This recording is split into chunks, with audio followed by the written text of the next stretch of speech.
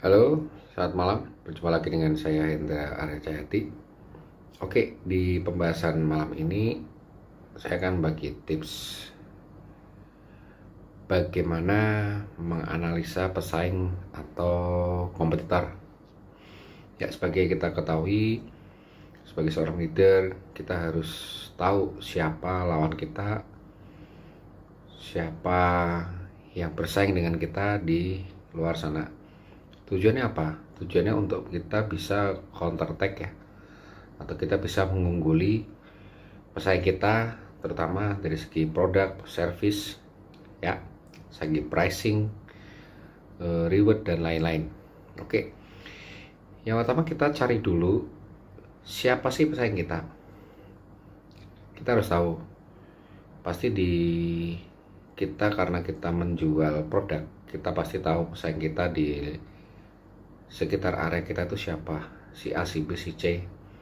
Nah, dari si A, si B, si C itu dengan produk yang sama, jangkauan pasarnya seberapa jauh. Jadi kita tahu dulu posisi kita ada di mana, pesaing kita itu apa. Itu yang pertama. Kemudian yang kedua adalah pelajari produk mereka, keunggulannya sama kelemahannya apa. Oke, misalkan kita sekarang ada di industri properti ya. Dari segi keunggulan kita bisa lihat dari desainnya, atau mungkin material yang digunakan, ataukah mungkin infrastruktur yang dijanjikan oleh developer yang lain.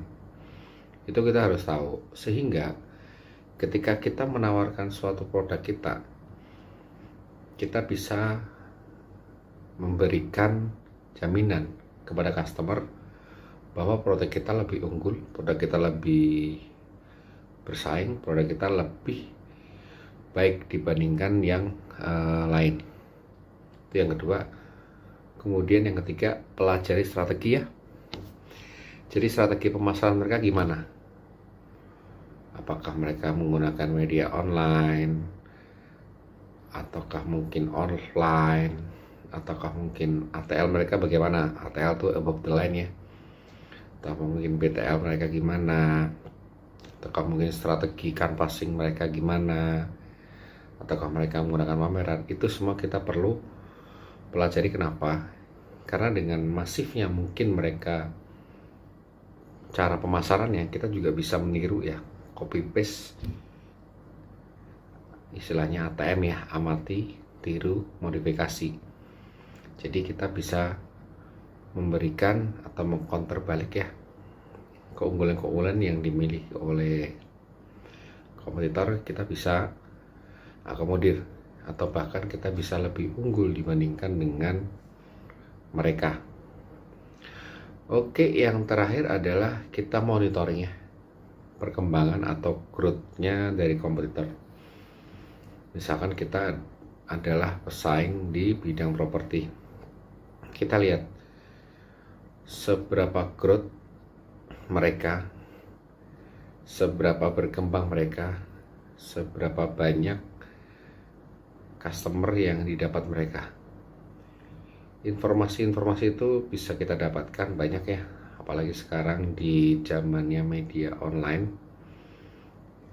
Media online ini sangat-sangat terbuka ya, jadi kita bisa tahu, kita bisa amati, kita bisa lihat informasi-informasi dari kompetitor. Misalkan bulan ini mereka bisa jualan berapa, bulan depan mereka jualan berapa.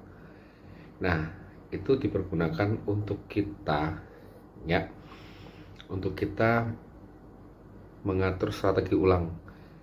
Kenapa kompetitor itu bisa lebih unggul, bisa lebih bagus, bisa lebih segalanya dari kita. Nah, tadi sudah saya jelaskan ya, 4 uraian how to analisa pesaing. Mudah-mudahan ini bisa digunakan ya. Kenapa? Karena kita tidak bisa hidup di dalam suatu tempurung ya, tempurung kura-kura. Kita harus melihat dunia luar. Apakah dunia luar itu lebih indah? Belum tentu. Ataukah kita mau bersaing dengan kompetisi?